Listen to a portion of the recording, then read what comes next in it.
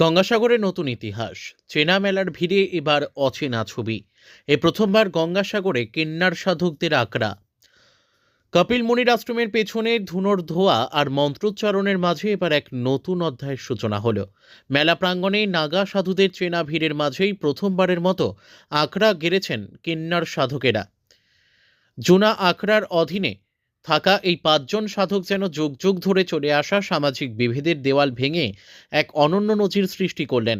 আখড়ার ভেতরে প্রজ্বলিত হোমের আগুনের সামনে বসে আহুতি দিচ্ছিলেন তারা। কপালে লাল টিপ, চোখে চওড়া কাজল আর গলায় রুদ্রাক্ষের মালায় তাদের সাজে যেমন বৈচিত্র্য, তেমনি তাঁদের কথায় ফুটে উঠল জীবনযুদ্ধের দীর্ঘ লড়াই। এক কিন্নার সাধক আবেগপ্রবণ হয়ে বললেন, ঈশ্বরের কাছে পৌঁছানোর পথ সবার জন্য খোলা। আমরা শুধু শরীর নিয়ে আলাদা, মন আর বিশ্বাস তো সবার মতোই। শৈশব থেকেই পরিবার ও সমাজের অবহেলায় ঘর ছাড়তে হয়েছিল তাদের।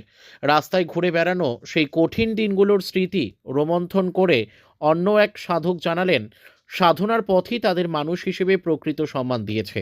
জুনা আখড়ার আশ্রয়ে তারা এখন সুশৃঙ্খল এবং সম্মানিত জীবনের অধিকারী। গঙ্গাসাগরে এসে তারা মানুষের যে ভালোবাসা পাচ্ছেন তাতে আপ্লুত এই সাধক দল।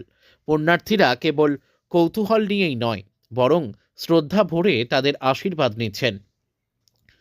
বহুচরা ভগবতী মায়ের নামে আমরা সবাইকে আশীর্বাদ করি, জানালেন তারা। নিজেদের কষ্টের অভিজ্ঞতার কারণে তারা চান যেন পৃথিবীর কাউকে এমন লাঞ্ছনা সহ্য করতে না হয়। তবে গঙ্গাসাগর প্রথমবার আসায়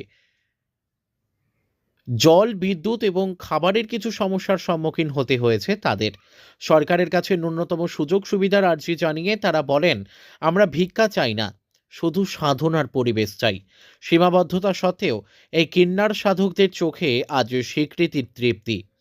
তাদের কথায় এটি তাদের প্রথম সাগর মেলা, কিন্তু শেষ নয়, কারণ এখানেই তারা প্রথমবার মানুষ হিসেবে গ্রহণযোগ্যতা পেয়েছেন। हाँ, गंगा सागर मेले में तो इस बार पहले बार हम लोगों को ये अखड़ा मिला है। इतने दिन कभी ट्राई नहीं किया। जय श्री महाकाल, ओम नमो नारायण।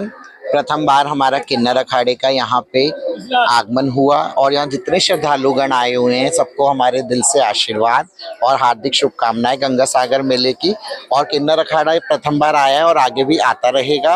और लेकिन थोड़ी सी व्यवस्था प्रशासन या फिर जो गवर्नमेंट है उसको देखनी चाहिए, क्योंकि जैसे यहाँ लाइट की, पानी की अच्छे से ये व्यवस्था उनको देनी चाहिए। क्योंकि देखिए हम संत समाज है और संत जो होता है वो समाज के लिए जीता है, तो समाज का ही दायित्व बनता है कि हमारी जो भी सुविधाएं हैं उनकी पूर्ति की जाए या हमारी इच्छाओं की पूर्ति की जाए। क्योंकि देखिए हमें और कोई चीज़ नहीं, लेकिन कुछ व्यवस्था हो तो हम यहाँ आए हुए श्रद्धालुगण को आशीर्वाद देने के लिए ही उपस्थित हैं।